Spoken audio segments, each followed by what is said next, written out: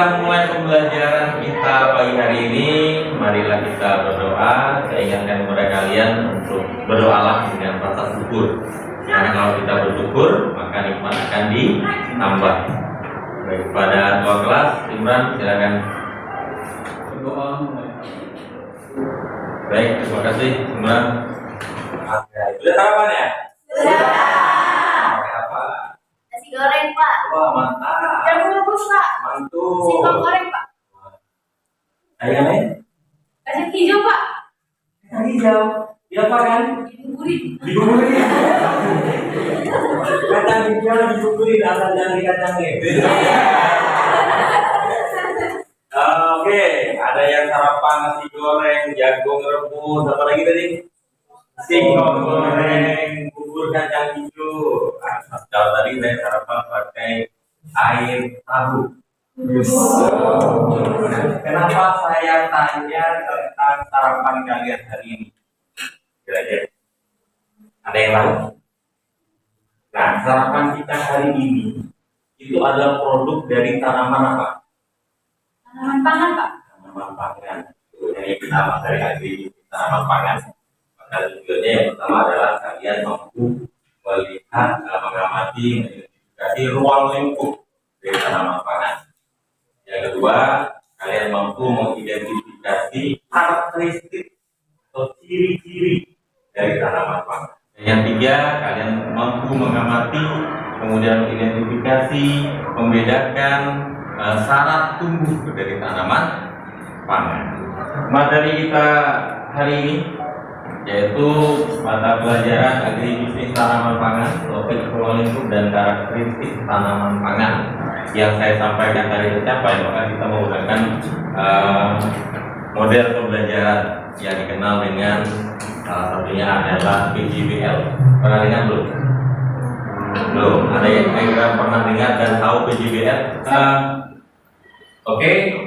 PJBL adalah metode pembelajaran di mana proyek merupakan salah satu basis atau kekuatannya dengan tujuan apa? Supaya kalian bisa berpikir kritis, kalian bisa berkomunikasi, dan yang terpenting adalah kalian bisa merekonstruksi atau membangun cara berpikir. Nah, nanti inputnya bisa berupa produk, juga bisa berupa data. Ini yang kita sampaikan, ini namanya PPT atau PowerPoint. Nah, PowerPoint termasuk dalam salah satu metode pembelajaran dengan pendekatan TPACK. Perhatian, TPACK. Yang memadukan pengetahuan dan teknologi. Dengan memanfaatkan teknologi. Ini adalah contoh-contoh dari tanaman pangan yang sudah disebutkan oleh beberapa orang teman kalian yang mungkin hari ini kalian juga sarapan yang menggunakan salah satu dari tanaman pangannya. Kira-kira adakah yang kalian belum terlalu kenal? Mungkin sorghum ya. Karena sorghum ini sebenarnya sudah terkenal, cuma belum terlalu banyak disosialisasikan ke masyarakat kita. Gitu ya, kalau di luar negeri sudah jadi makanan yang umum. Untuk yang lain, saya rasa kalian sudah cukup mengenalnya. Definisi dan manfaat.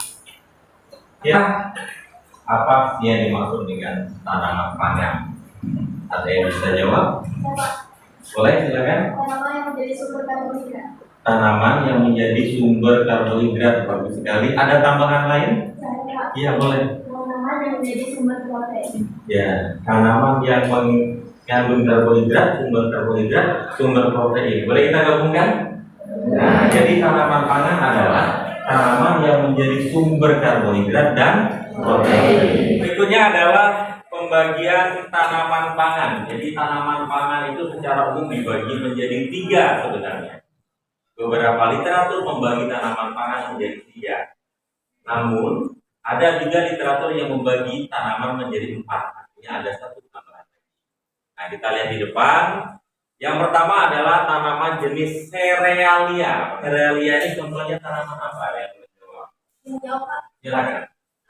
Contoh tanaman serealia adalah padi, jagung, gandum, dan sorghum. Tanaman pangan jenis keempat. Ada yang bisa bantu? Sagu dan sukun, Pak. Sagu dan sukun, betul. Tepuk tangan buat kalian. Nah, satu kelompok 5 orang supaya efektif, jadi ada 5 kelompok yang bisa kita bangun, yang bisa kita bentuk. Bisa dipahami? Bisa. Silakan saya beri kesempatan kalian untuk membentuk kelompok dan baik anak-anak, kita akan memulai diskusi. Kelompok sudah terbentuk, cukup heterogen. Saya akan membagikan LKPD. Di LKPD ini lembar kerja peserta didik. Nanti saya akan bacakan sekilas. Jadi kalau ada yang mau ditanyakan nanti boleh silakan ditanyakan. Ya, Pak. Bapak sudah membagikan LKPD kepada kalian. Nah, di sini ada juga, ini bukan buat di sayur ya, tapi ini buat diidentifikasi sebagaimana yang ada di LKPD, yaitu bagian-bagian dari tanaman di jalan. Nah, kemudian di sini juga ada untuk poin 4, kegiatan identifikasi berdasarkan umbi. Jadi ada 4 jenis umbi. Yang pertama umbi putih, umbi yang kedua umbi kuning, yang ketiga adalah umbi oranye, yang keempat adalah umbi ungu. Nah, identifikasi berdasarkan apa yang ada di LKPD. Nah, kalau kalian perhatikan pada kegiatan ketiga itu ada stek. Jadi ada 3 macam stek. Jadi stek batang, kemudian stek daun, dan stek akar. Nah, untuk budidaya ubi jalar, maka stek yang biasa digunakan adalah stek batang. Stek batang juga terbagi 2, stek batang pucuk maupun stek batang yang sesungguhnya. Semuanya bisa digunakan. Nah, kalian lakukan dalam diskusi dan sekarang juga saatnya untuk mempresentasikan hasil diskusi kalian. Dan persilakan dari kelompok 3 dulu, silakan kelompok 3 untuk mempresentasikan apa yang sudah kalian diskusikan. Saya perwakilan dari kelompok 3 ingin menyampaikan hasil diskusi kami tentang LKPD 1 di kegiatan 2, yaitu ciri dan fungsi dari tanaman ubi jalan. Yang pertama, ciri dan fungsi dari bagian tanaman ubi jalan yaitu daun. Daun berfungsi sebagai tempat berlangsungnya fotosintesis. Yang kedua adalah batang, fungsinya untuk menyalurkan zat makanan dari akar ke bagian tumbuhan lainnya. Lebih banyak ke fungsi, untuk cirinya mungkin mereka berempat. Jadi untuk contohnya misalnya daun berwarna hijau muda sampai hijau tua, kemudian tepi tidak berduri atau tidak bergerigi, kemudian bunga berbentuk terong. Memimpin teman-temannya SD, silakan. Teman-teman berinvestasi dan ada sebuah bisnis.